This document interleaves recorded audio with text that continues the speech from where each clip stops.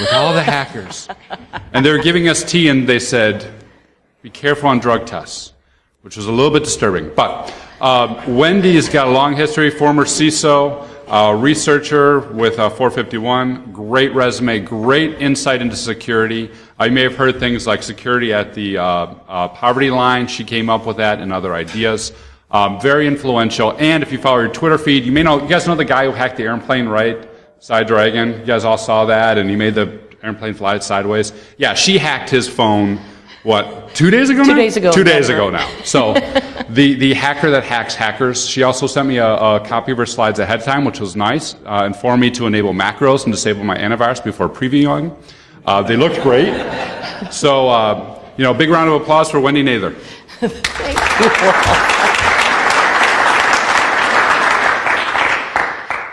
Thanks so much, Wolf. That's the first time somebody's introduced me. As we met in Colombia over a cup of very suspicious tea.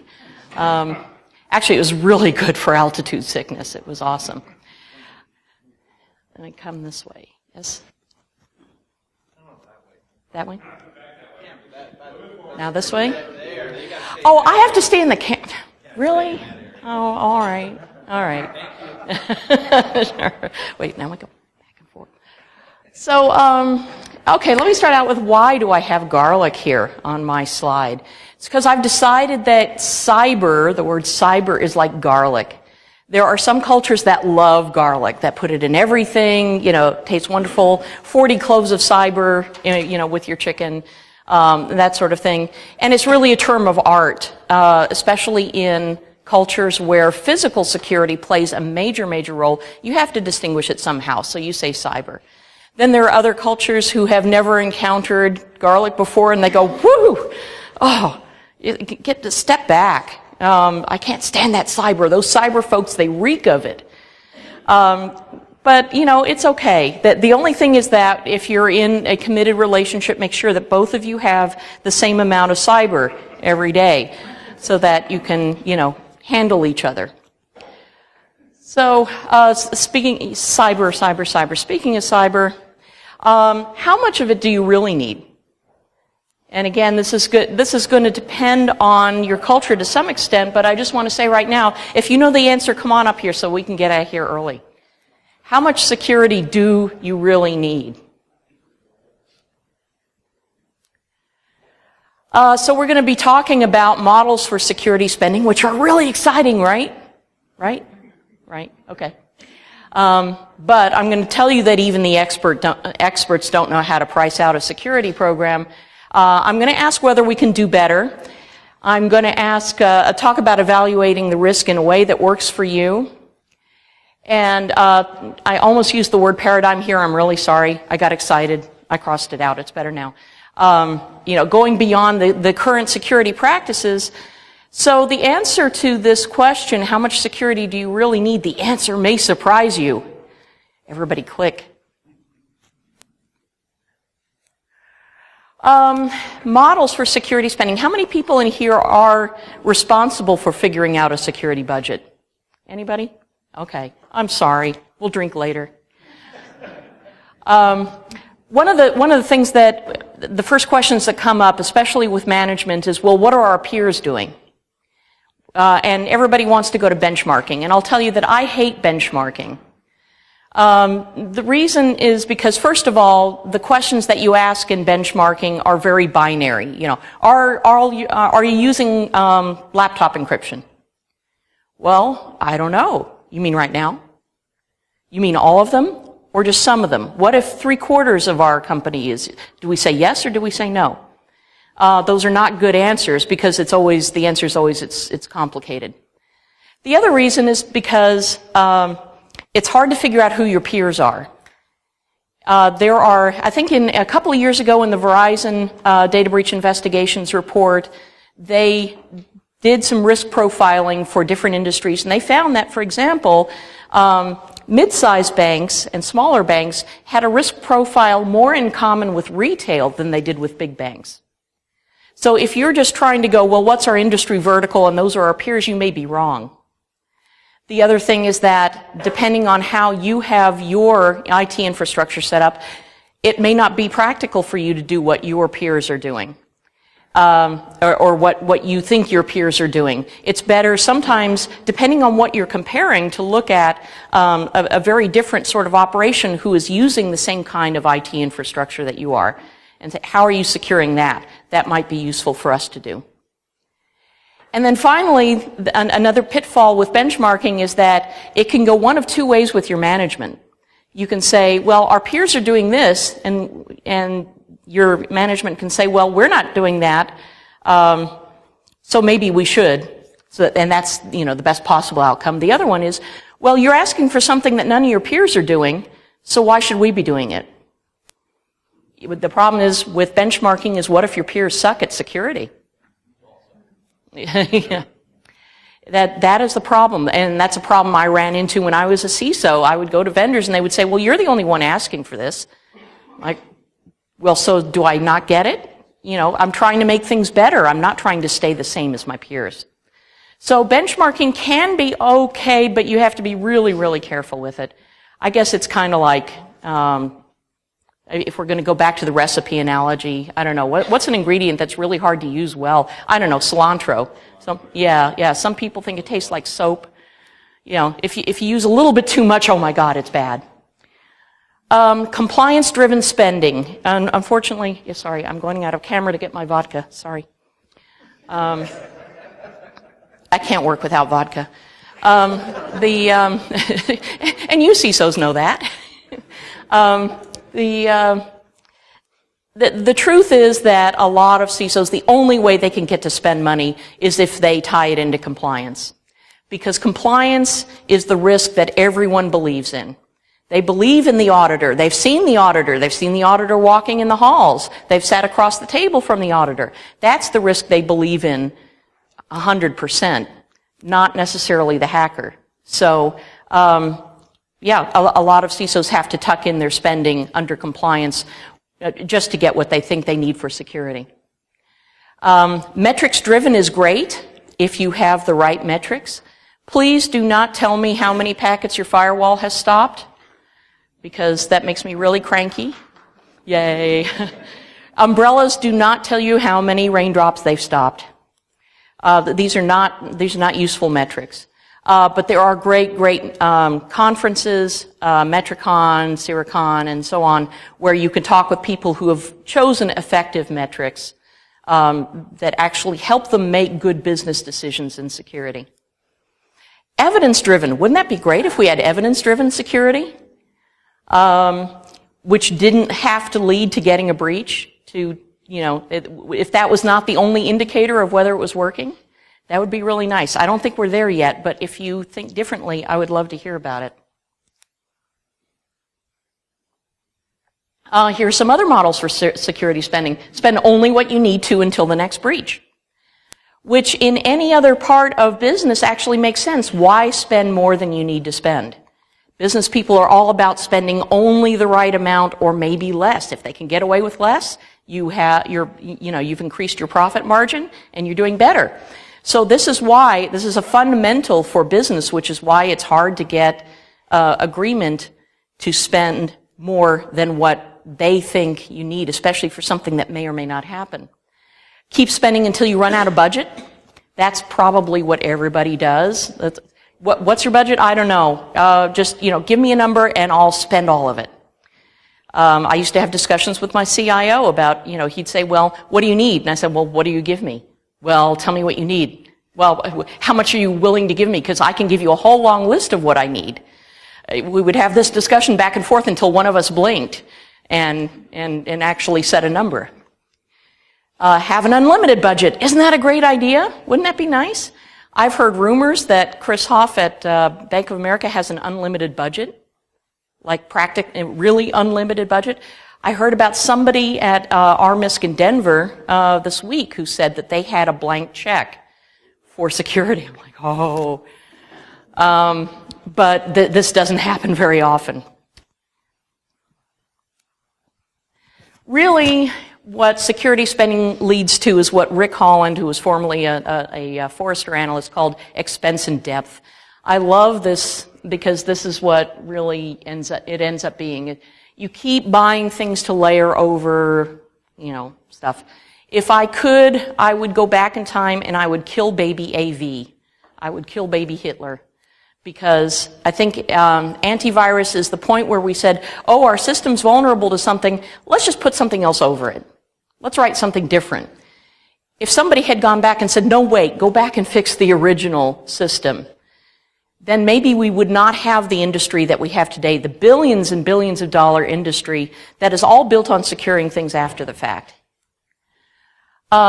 This sort of model leads to overspending in some areas because a lot of products have overlap. They all, a lot of them are doing the same things on the endpoint, or they're doing the same things on the network, and underspending in others, and also overloading systems. I know many institutions right now where the security people cannot put their own agent on the endpoint because there are already too many other agents running and it slows it down. They have to prove that they're in the middle of a breach before they're allowed to deploy agents to find out what's going on. They have to, figure that out. They have to prove first that there's reasonable suspicion of a breach before they can deploy the instrumentation to figure out whether they're in the middle of a breach. So we're in a pretty pickle here. Did I just date myself by saying pretty pickle? I probably did. Yes, sorry. So dueling agents, the other thing is you have to prioritize network decisions. If you've got a perimeter and you've got 3 or 4 different things on the perimeter, what do you put out first? Probably your anti-DDoS appliance to protect the firewall from getting overloaded, which also has to listen to the WAF, which has to listen to the load balancers. What order do you put these network-based appliances in? Same thing with endpoint agents. If they're dueling each other and one of them is calling the other malware, who wins? You have to deal with that. And also there's cognitive overload on your personnel. I don't think we talk about this enough. Every time you need to learn a new tool, it takes up a disproportionate amount of space in your head. It's, people are going, yes. Oh God, yes. So just because you physically have the time, maybe, theoretically, to do something does not mean that your brain can give it the attention that it needs. And I'll talk a little bit more about that later. So expense and depth leads to all of these problems. I asked this question when I was working for 451 Research. I surveyed a bunch of professionals and I gave them a hypothetical. I said, I'm a new CISO, it's my first day on the job, they've never done security. What do I buy? Just that, what do I buy? And I got so many different answers. First of all, a couple of people said, that's a ridiculous scenario, that would never happen. Yes, everybody laughs. That was exactly what happened the first day when I was working for the Texas Education Agency. I came in, I was the only security person, and they said, we need your budget request by the end of the day. I still have people coming to me and saying, I've got a new client, and they haven't done security before. What should I tell them to buy first? By the way, when I put in my budget request, I put in a $2,000 request. I think I asked for 1 logging server and a couple of books. And the person I was reporting to at the time scribbled it out and said, where do you think you are, the private sector? So I had a budget of 0 when I started. A budget of 0. So yeah, even the experts don't know. People listed as few as 4 different technologies that you absolutely needed to buy, and as many as 31. And you can guess that the person who listed 31 worked for a bank, because they can afford to buy one of everything. Everybody said it depends. I don't know. It depends on your data classification. It depends on your geographic distribution. It depends on your industry. Depends on your threat model. There was one guy who said, don't buy anything for the first year, do a risk assessment first. And he was a risk assessment consultant. Like, okay, so we won't buy a firewall for a year until we figure out what our risk is. That's a good idea. Everybody said that. So when I finally, got everything down to the most common average of technologies that everybody listed, then I went to vendors and said, what would this cost me for a 1,000 person organization? And they said, it depends. There are very few vendors who will actually put pricing on their website. There are very few who will give you a number when you call on the phone. Well, it depends. Let me send 15 salespeople over to you. By the way, Duo puts his prices on his website. But we will send 15 salespeople if you want, if you really want. We're great for parties. But, you know, they could not give me a number. So, you know, at the end of the day, it turned out to be that the minimum baseline's pretty well matched what PCI gives you. Everybody had to list firewalls and AV.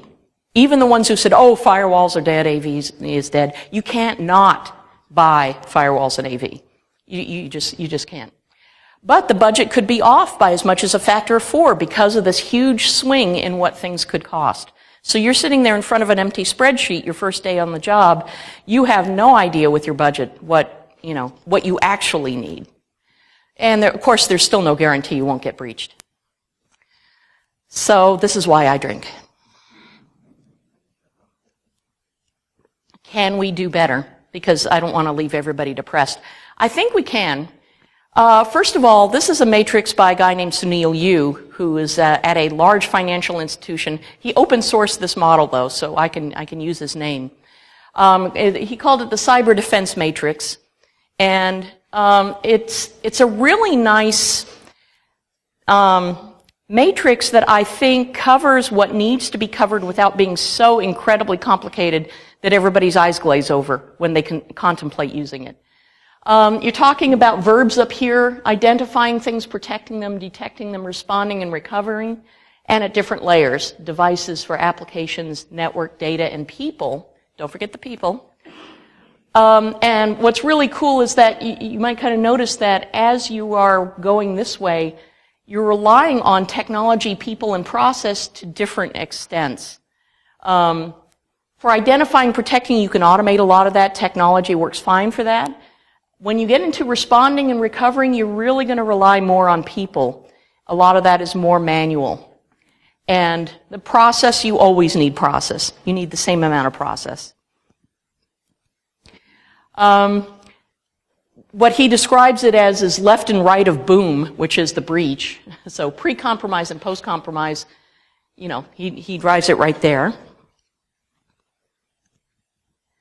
And then you can start populating this with products and technologies. So, you know, for identifying applications, you've got your Jira, you've got your Jamf, whatever. NetFlow for networking, data labeling. Here are all the technologies, phishing simulations for people to identify those who might be more vulnerable to phishing. Phishing awareness for protection. All of these things, and yes, I do have Brian Krebs and the FBI under detection. Brian Krebs is my IDS. You'll also kind of notice that there's not a whole lot of technologies over on this end. So if you are an entrepreneur and want to, we're sort of creeping this way, especially for hunting technologies, automation and so on, but there's not that much for recovery. So there may be some market holes there that you might want to look at.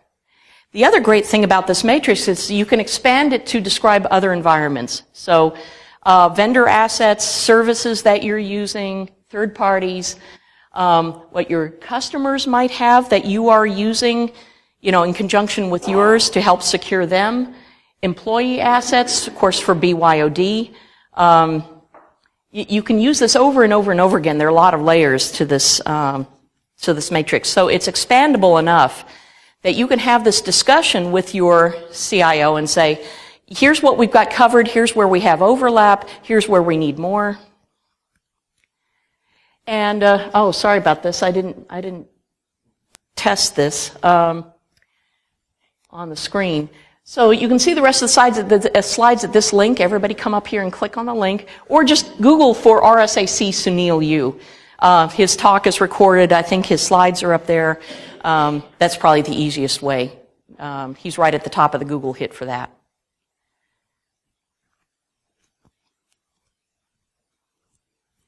Now, let's talk about trimming your security portfolio. Now it gets really exciting. Why would you do that? We didn't even know what we needed to buy. How do we know what we need to cut back on? Well, for those organizations that have already bought a lot and they've had it for decades and they're trying to rationalize it, they're getting really tired. There are customers who have said, you know, I have 3 storage solutions, I have 87 security technology providers. I've got to do something about this. At RSA a couple of years ago, I led a peer-to-peer session about evaluating and trimming your security portfolio. What can you consolidate, and so on. First of all, mergers and acquisitions leave a lot of redundant products in place. Every time they've got their favorite vendor, you've got yours. You've got to figure out how to do it.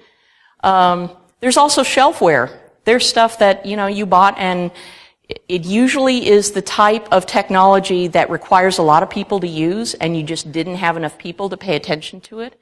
So when Javad Malik was working with me at 451 Research, he did a report about security shelfware, or just Google. Again, sorry about the links.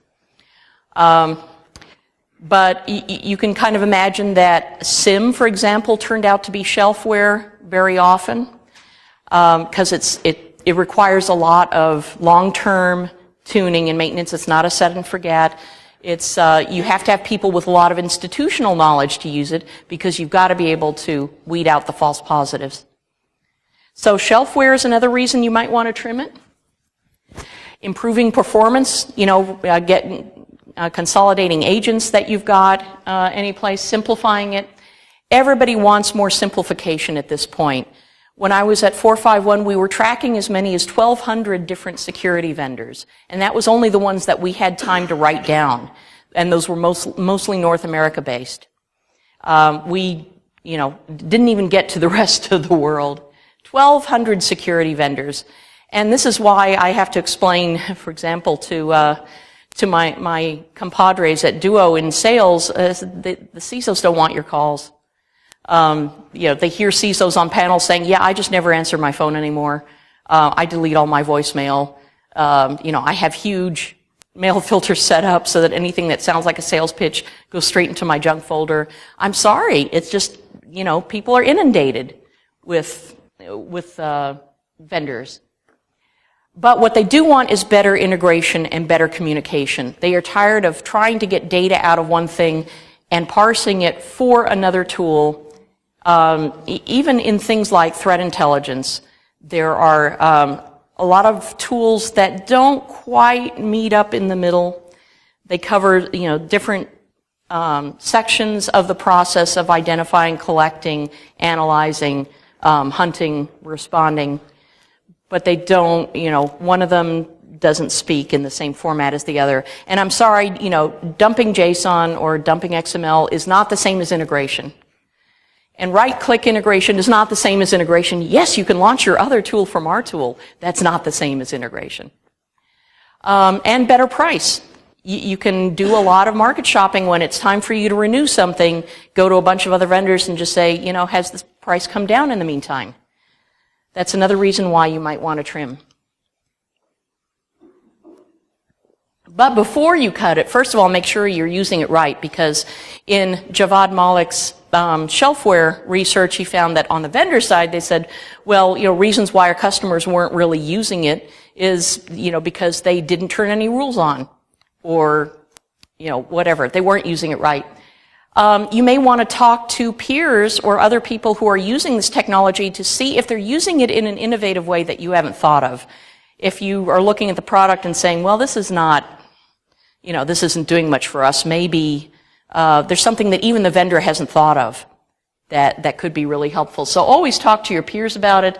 Talk to the vendor about its limitations and its roadmap, or ask an analyst. This is Christian Renaud, who's now doing IoT security research for 451, and you can see he's having a really good time of it. I think that's him during a briefing, actually.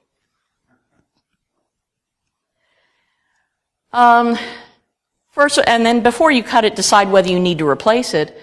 And is it a greater liability to keep it and not use it? Or is it a greater liability not to have it at all? This is something that you really do need to talk about with your management and especially with your legal team.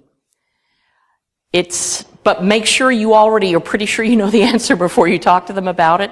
Because yes, it's always a question of liability. Did you know that this was happening? Did you know that the breach was happening, or were you not even looking at the output of this tool? Was it not even out of the box? Because checking the box to say, yes, we have this tool, will get you through compliance, but there could be a big liability downside. And of course, before you cut people in security, make sure you know what they're really contributing in terms of expertise and workload. And the expertise includes institutional knowledge. This is not just a matter of eyeballs in the sock looking at something. It's the person who decides, oh yeah, this happens once a year, we know about it, it's okay. So you really need to look at what they understand as well as how much FTE time they're spending on something. And again, remember the cognitive workload. You cannot cut down a number of people and say, oh, they'll still have time to do all this work, or we're going to get the network folks to run this tool instead, especially if it's a WAF. They don't have the software development knowledge to be able to run the WAF. Even though it sits on the network, it is not a tool for the network people necessarily. So make sure that they can give it the attention that it needs. And also, if you have staff in response mode, they cannot be proactive and go and look at things and think carefully about the design and the purpose and the implementation of something if they're always getting calls saying, I need you to come look at this. The proactive mode and response mode are two very different modes for our brains. And you cannot, even if you actually have the right amount of time in your schedule, you know, I've got 5 hours, if they're interspersed with calls, you can't get back to that proactive thinking. So let's talk a little bit about evaluating the effectiveness of what we use and the risk. First of all, is it addressing a risk that everyone can believe in? I talked about how everybody believes in the auditor, not everybody believes in the attacker. And it leads to what I call cheeseburger risk management, which is, you know, where you decide you're going to eat cheeseburgers until your first heart attack and then you're going to stop.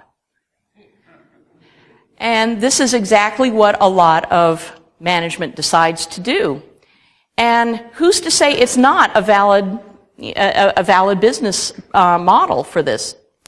Because if it would take you $1 million a year, cost you $1 million a year, let's say, to run a security program, and you don't get breached until the second year, and it costs you $500,000, you came out ahead. There is no arguing with that from a business point of view. I've actually heard a quote from a CIO who's being briefed on threats, imminent threats, that were already attacking his peers, and he said, let's just wait until they actually attack us. So this is a very real risk management model. And getting breached just might be cheaper. This is the part where some people start having heart attacks. There was some really good research by Sasha Romanowski at RAND Corporation. Yay, we like Sasha. He came up with some really interesting statistics. That less than 0.4% of annual revenues of the companies that he studied were lost to cybersecurity events in 2013. That's really minimal. That's like shrinkage in the retail industry. That's expected loss. And 0.9% of annual revenues were lost to online fraud, according to that cybersecurity online fraud report, which just goes to show that they were tracking breaches separately from fraud, but whatever. So Romanowski calculated that firms were spending an average of 0.025% of their revenues on security. Really tiny, tiny, tiny amounts. Now buckle up, this is going to get scary. He found that half of the cyber events cost a firm an amount approximately equal to what it spent in IT security. What? What they spent was about as much as they lost in half of the cyber events that happened. what does this even mean? Does it mean they should spend more to lose that? When they lose that small amount, should they be spending less to balance out the amount that they're losing? What? So here's the scary thing that I thought about late at night. What if I told you that you may already be spending enough? Wow. Everybody drink. Everybody drink. This is like head-bending stuff. When you start looking at the data and going, what does this mean in terms of a business decision on on how much security you need? So obviously, if we take a deep breath and step back and say, this cannot be true for all organizations, that they're already spending enough. It cannot be true. Some are not spending any. I don't think anybody's going to say that they're spending enough if they're spending zero. Some of them may be spending too much. Who knows? But, okay, we can take a deep breath because spending is not doing. So you could be spending enough, but not doing it right. Or you could be doing it right, but not spending in the right areas. Those are business decisions that may be separate from how you're actually doing security. So let's think about this one for a bit. This is some kind of pyramid. I don't know. There are geometries of pain that you've seen out there. The pyramid of pain, the hamster wheel of pain. I ran out of titles. So this is some kind of pyramid. But these are the basics of what you should be thinking about what you're doing in security. First of all, and most importantly, you should know what you have and know what it's doing. And as Jack Daniel is fond of saying, if it were that easy, even you could do it. He usually says that to vendors. It is not that easy to know what you have and what it's doing. And you're always having to monitor and check and figure that part out. After you know what you have, controlling changes to it is another thing that is not as easy as it seems. Not just keeping people from changing it, but being able to make changes fast enough when you feel you need to do it. If you have to go through a change control board meeting once a week to make firewall rule changes, you can't respond inside of a week.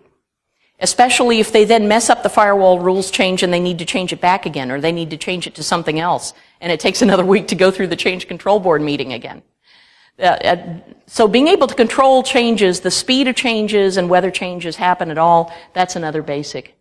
Understanding the threats that you're solving for is the next thing you need to be able to do. Because if you can't do any of that, then using security products is not going to help you. You can do all the vulnerability scans you want, but if you can't fix what you find and can't fix it in a timely fashion, then it's not useful. So really, you should be trying to do all of these things first before you start doing heavy spending on security products. So now we're going to look at another way of maybe thinking about doing security differently.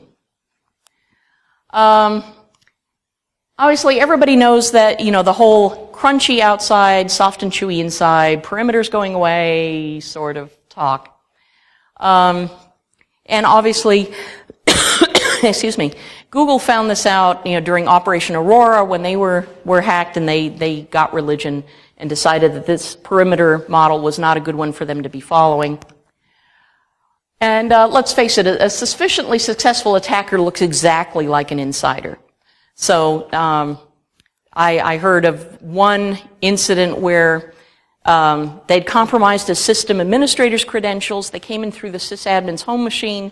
They went straight in through the VPN to a domain controller. Exactly what you would expect a sysadmin to be doing, and that sysadmin to be doing. The only difference was the keyboard had been changed to Chinese. That's the only way they could tell that it was not the system administrator. So,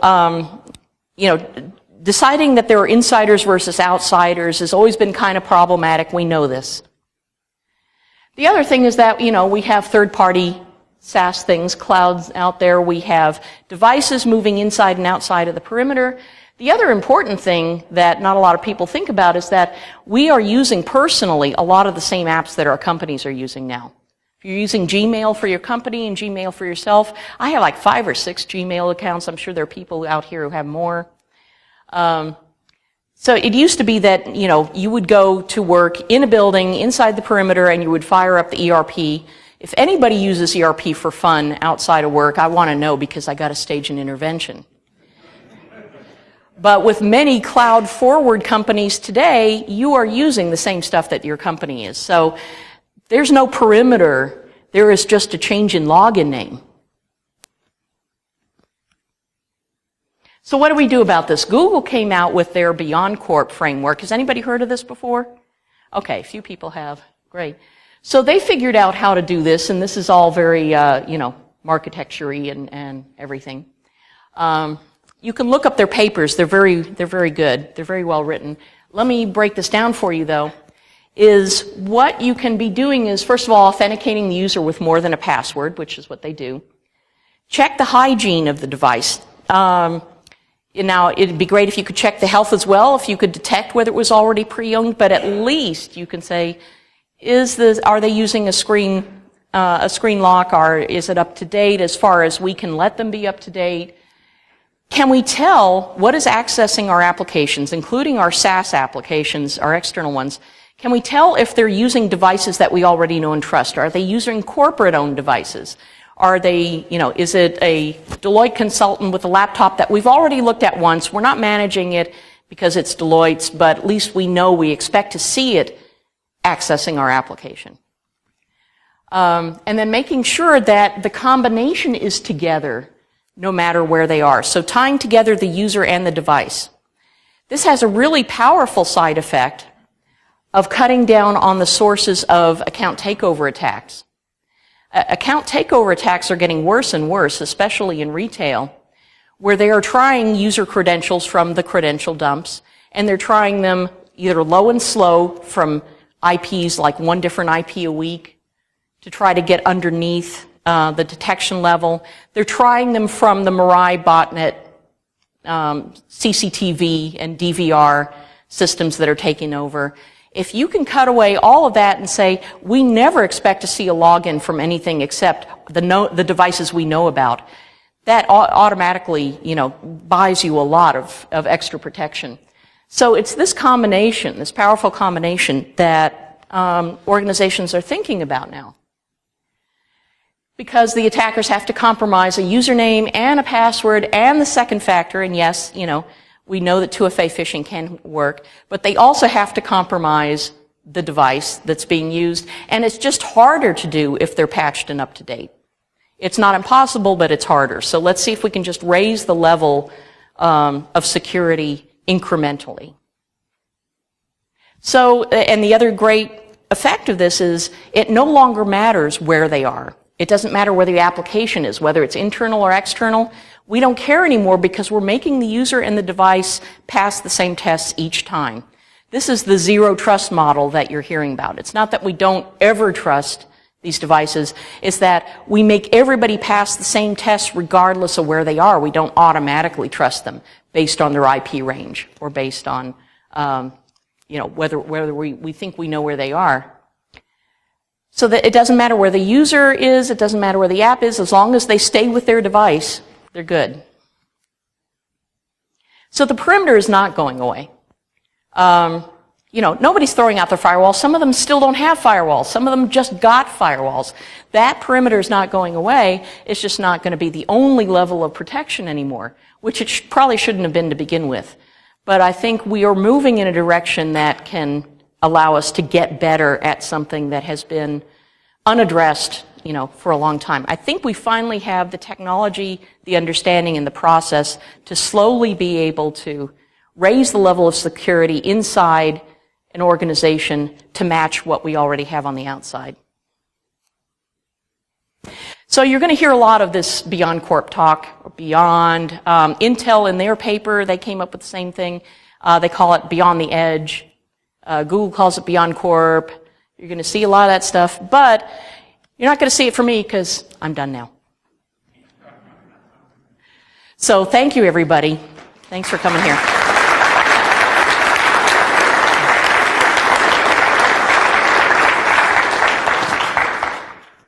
Anybody got any comments, questions, complaints? Take it up with the management. Yeah. Has anybody thought about these ideas already implementing? Yeah. How's that working for you? Well, I'm a consultant, so for me, it's working with clients to get them to come around. Jackpot's a great example of startups are doing building right now, and I'm convincing them of the usefulness of that approach. And they're buying into it. They're absolutely on board with it. So. Okay. Good deal.